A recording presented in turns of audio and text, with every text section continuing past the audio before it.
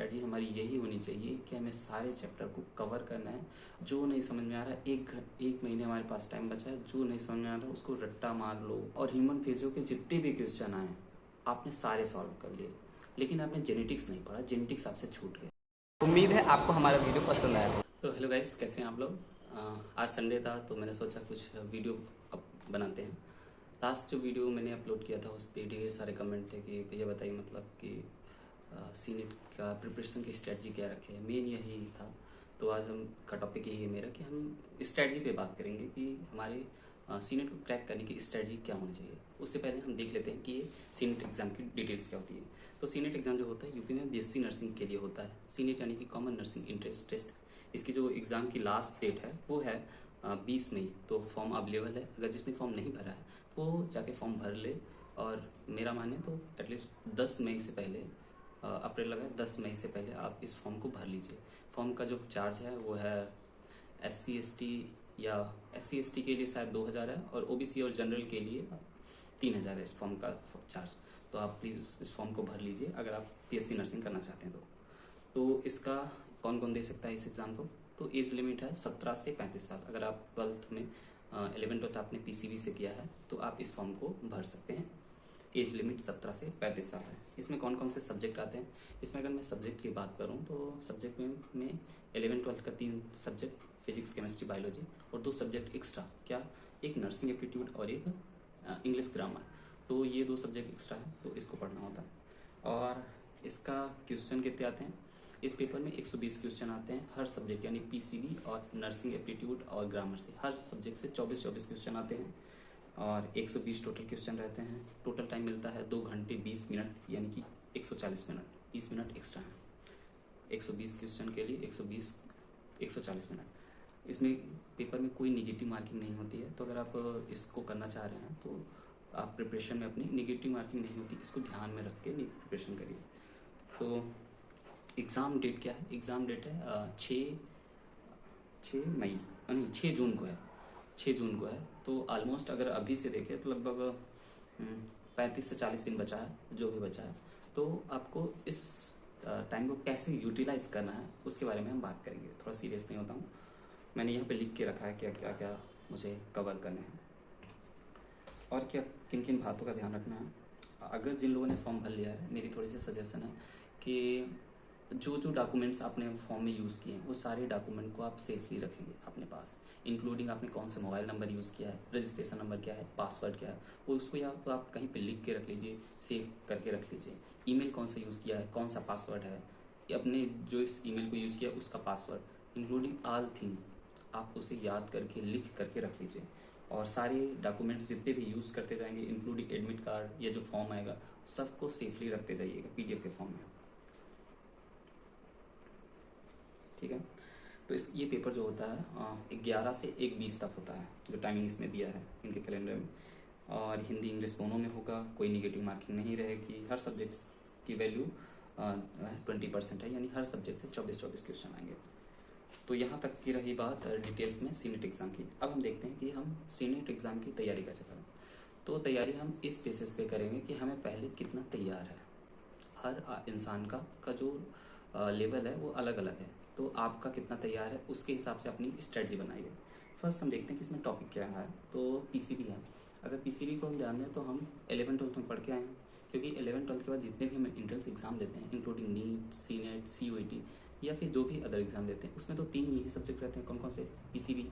तो इन 3 PCB को तो हर जगह कॉमन है, तो इसको तो हमें पढ़ना ही है। इसको पढ़ना कैसे है? इसको पढ़ने के लिए हम ध्यान रखेंगे कि ये NCERT से पढ़ना है। 11th-12th की NCERT जो है वहीं से इसको पढ़ना है और वहीं से ये MCQ भी आएंगे, तो हमें वहीं से पढ़ना है। और पेपर का पैटर्न कैसा रहना वाला है?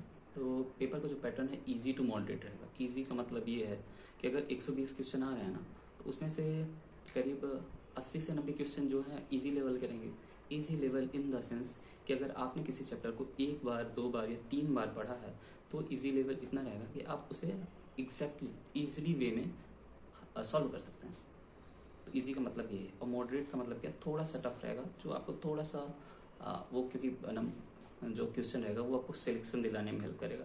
तो थोड़ा सा मॉडरेट लेवल में पढ़ाई करना है, ज़्यादा टफ या हार्ड लेवल में नहीं जाना है। तो लेवल की बात हुई। अब हम देखते हैं कि क्या क्या सब्जेक्ट हैं, उसे कैसे तैयारी करना है। जैसे हम अगर देखें तो बायोलॉजी और नर्सिंग एप्टीट्यूड को हम हमेशा एक साथ रख के पढ़ेंगे, क्योंकि जो नर्सिंग एप्टीट्यूड है वो सेम इसी स्ट्रक्चर में है जैसे कि बायोलॉजी होता है। तो आपको नर्सिंग एप्टीट्यूड और बायोलॉजी को एक साथ पढ़ना है। केमिस्ट्री और फिजिक्स को अलग अलग टाइम पे पढ़ना है, एक साथ नहीं पढ़ना है। और जो इंग्लिश है उसे भी टाइम देना है, उसको अलग मत सोचना, क्योंकि हर सब्जेक्ट का वैल्यू उतना ही है जितना फिजिक्स का, जितना केमिस्ट्री का, जितना बायोलॉजी का। नर्सिंग एप्टीट्यूड, इंग्लिश, ग्रामर, हर सब्जेक्ट इम्पोर्टेंट वैल्यू रखता है, सेम वैल्यू रखता है, तो हर सब्जेक्ट को उतना ही वैल्यू देनी है। ध्यान रहे कि हम बायोलॉजी और नर्सिंग एप्टीट्यूड को एक साथ पढ़ सकते हैं। बायोलॉजी को कैसे पढ़ते हैं, ध्यान रहे। तो बायोलॉजी को जैसे हमने क्या करना है कि कोई सब्जेक्ट टॉपिक हमने उठाया, जैसे कि हमने उठाया ह्यूमन फिजियोलॉजी का एक चैप्टर उठाया, डाइजेस्टिव सिस्टम। तो डाइजेस्टिव सिस्टम को क्या करना है कि हमें पहले उसको पढ़ना है, ठीक है। पढ़ने के बाद हमें एमसीक्यू सॉल्व करना है। एमसीक्यू सॉल्व करते वक्त ये ध्यान रखना है कि हमें डेली एमसीक्यू सॉल्व करना है, डेली एमसीक्यू सॉल्व करना है, ठीक है। तो आपको बायोलॉजी और नर्सिंग एप्टीट्यूड का डेली एमसीक्यू सॉल्व करना है। हो सके तो इसको आप जल्दी से तैयार कर लीजिए, क्योंकि और भी बाकी सब्जेक्ट है तो उसको भी पढ़ना है। तो 3 से 4 घंटा इसको टाइम देना है डेली। और कुछ लोग तो ऐसा कहते हैं कि बायोलॉजी है थोड़ा इजी है तो इसको कम टाइम दो, फिजिक्स को ज़्यादा टाइम दो। ऐसा क्यों भाई? पता चले कि ईजी वाला ही नहीं आ रहा, फिजिक्स को पढ़ के रखे हैं, ईजी वाला मुझे आ ही नहीं रहा। तो ऐसा नहीं है। जो आपके तैयार होते जा रहे हैं उनको रिवीजन फेज में डालिए, रिवीजन करिए, रिवीजन का अलग टाइम बनाइए, पढ़ने का अलग टाइम बनाइए, लिखने का अलग टाइम बनाइए।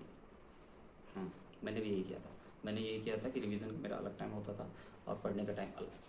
तो वीक में अगर आपने जितने भी चैप्टर पढ़े हैं, अगर 7 दिन में के अंदर, तो अगर 5 दिन पढ़ते हैं तो 3 दिन एटलीस्ट रिवीजन करिए। 70% से ज़्यादा टाइम आपको रिवीजन में अब देना पड़ेगा। 1 महीने बचेंगे भी। एमसीक्यू मैक्सिमम सॉल्व करिए। अगर आप पढ़ रहे हैं डाइजेस्टिव सिस्टम, उसमें से एमसीक्यू 50 सॉल्व किया, अगर आपने अच्छे से पढ़ा है तो 40 तो अच्छे से बन जाएंगे, ठीक है।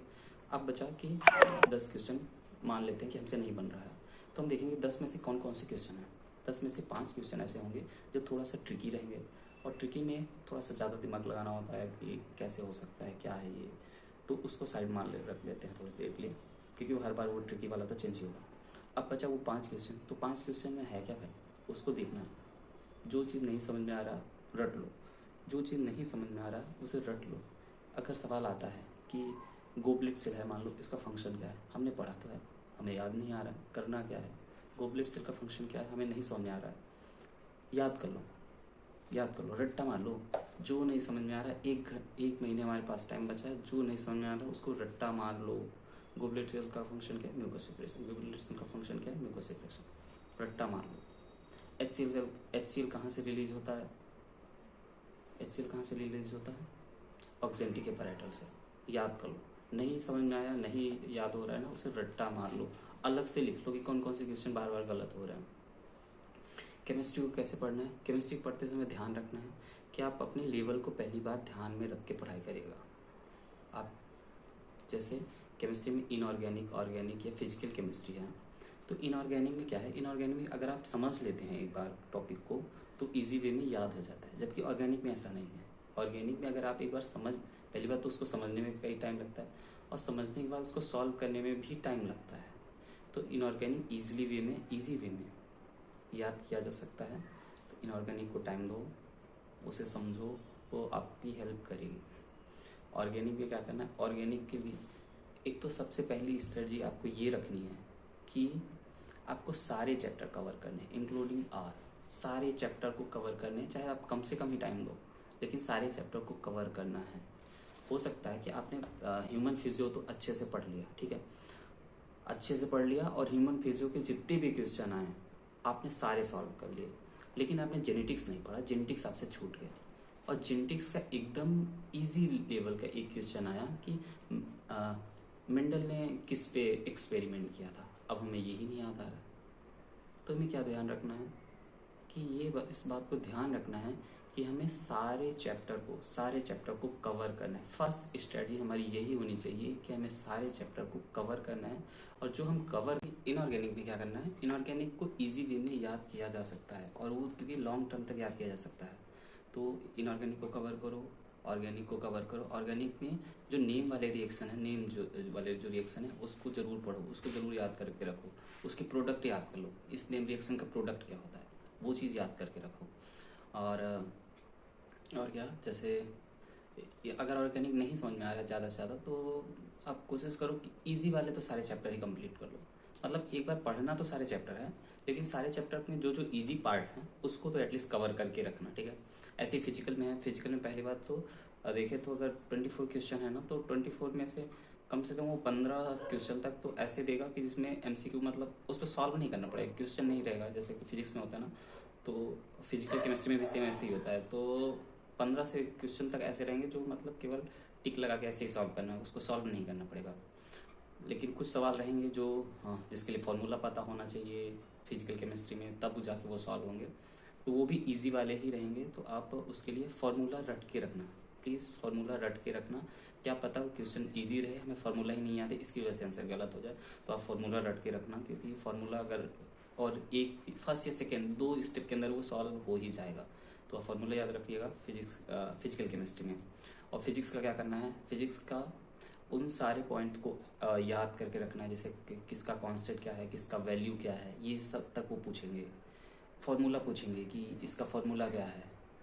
इलेक्ट्रोस्टैटिक्स में इलेक्ट्रोस्टैटिक्स है, उस पर पूछेगा कि ये फार्मूला क्या है, इसका वैल्यू कितना होता है, इलेक्ट्रॉन की वैल्यू क्या है, प्रोटॉन की वैल्यू क्या है। ये नॉर्मल एकदम नॉर्मल बेसिक क्वेश्चन पूछ लेंगे वो, और अगर सॉल्व करने वाले रहेंगे तो 1 या 2 स्टेप में सॉल्व हो जाएंगे। तो अगर आपने 12th अच्छे से भी पढ़ा है ना, 12th अच्छे से पढ़ा है और अगर आपने कहीं से भी कोचिंग किया है, वो सॉल्व हो जाएंगे। तो उसके लिए आपको डरना नहीं है कि नहीं फिजिक्स मेरा नहीं छूटा जा रहा है, फिजिक्स हमें आ नहीं रहा है, ऐसा डरो मत। पढ़ो, लेकिन पढ़ना ज़रूरी है, तभी होगा।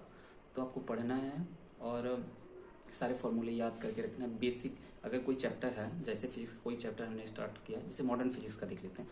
तो मॉडर्न फिजिक्स में क्या है कि ढेर सारे वैल्यूज़ हैं, और वैल्यू के बाद क्या है, उस पर फार्मूले हैं, और फार्मूले बहुत टफ फार्मूले हैं, जो मतलब बहुत बड़े फार्मूले हैं। तो आपको फार्मूले तो एटलीस्ट याद ही करके रखने हैं, क्योंकि उसमें फार्मूले से ही वैल्यू पूछेगा। तो फार्मूले अगर आपने याद करके रखा है तो आप इजीली इन्हें सॉल्व कर लेंगे। तो अगर कोई चैप्टर नहीं समझ में आ रहा है तो उसका जितना पार्ट समझ में आ रहा है ना, एटलीस्ट उतना तो कवर करके रखो। हर सब्जेक्ट में यही करना है। हमारी स्ट्रेटजी ये होनी चाहिए कि हम सारे चैप्टर को कवर करेंगे, कोई भी चैप्टर छूटना नहीं चाहिए। हो सकता है एक चैप्टर अगर टफ है तो उस चैप्टर का जो ईजी वाला पार्ट है आप उसको तैयार करके रखिए, ठीक है। आई होप आप मैं समझ पाएंगे मैं क्या कहना चाह रहा था।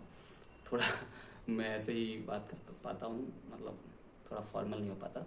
तो जैसा भी है मैंने अपनी पूरी कोशिश की कि समझा सकूं, ठीक है। जैसा भी आपको लगेगा आप कमेंट करिएगा, मैं आपको नेक्स्ट बताऊंगा। Thank you, bye bye. उम्मीद है आपको हमारा वीडियो पसंद आया होगा, और ऐसे ही नर्सिंग बेस्ड वीडियोस के लिए आप करें हमें like, share comment and subscribe. Bye bye bye. Bye. Thank you.